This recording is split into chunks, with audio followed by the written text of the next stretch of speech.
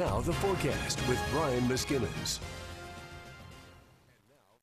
Was a little bit chillier today. I don't know if you'd call it chilly, but definitely cooler than we saw yesterday. Out the door in the morning, we have a weak front offshore that I'll show you here on the satellite in a minute. Could see some drizzle around the area. At noontime, kind of a mix of clouds and sun, 67 degrees, probably more clouds than sun. Now, as we get into the afternoon, I think that sun will break through a little bit more. We warm up to 77 degrees, so not a hot day, a little bit muggy in the afternoon because of all the clouds around. Daytime highs across the metropolitan area today. Our warm spots on our pinpoint weather net, 79 degrees at Riverside Elementary School in Milwaukee.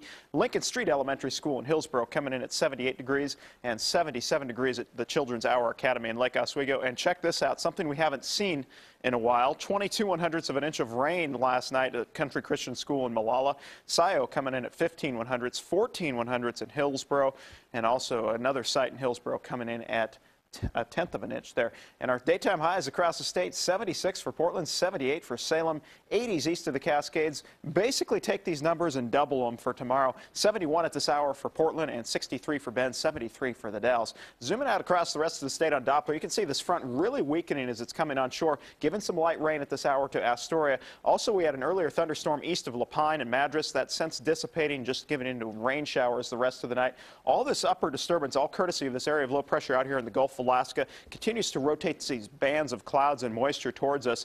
In general, it's going to be kind of a cool, not necessarily wet week ahead, but we're going to see these bands of moisture rotate in. A raincast illustrates this quite nicely. I'm going to pause this tomorrow morning. You can see the patches of drizzle trying to show up. I think this is a little bit underdone. I think we're going to see a little bit more than that. As we go through the day, we'll try to see those showers and thunder showers fire off for the Cascades and points east. Then into Sunday, watch what happens. We get another band of that moisture, mainly rides up the Cascades and points east. I'm not ruling out those showers, though, getting into the metropolitan area. So because of that, I have included the chance of showers ongoing on Sunday, and basically it should taper off once we get after sunset because that heat really helps to destabilize the atmosphere.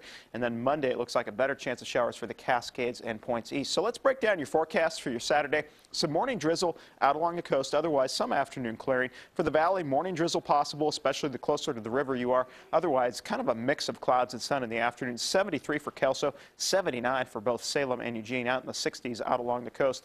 East of the Cascades, this is where things get interesting. Partly cloudy skies in the morning, and then those showers and storms build in the afternoon. It will be breezy as well. Looks like Central Oregon is really going to be the bullseye for those storms tomorrow afternoon. Patchy drizzle for the west end of the gorge down towards Cascade Locks, more in the way of sun towards the Dalles. Some afternoon storms and showers possible in the Cascades, and the freezing level there at about 11,000 feet. Some morning drizzle areas in the metropolitan area, 77 downtown, kind of a mix of clouds and sun in the afternoon. Tonight's lows not all that cool, 55 to generally 60 across the area. Afternoon highs tomorrow generally about 75 to 78, and up to Columbia and Clark counties 76 to right about 78 degrees. Your 7-day forecast the next 3 days, you can kind of see that shower threat ongoing. Monday it looks like will be probably the day where we could see the most sun. But Kelly, you and I were talking about this earlier. It's been such a phenomenal summer. Yeah. And then you look at a 7-day like that and you go, wow.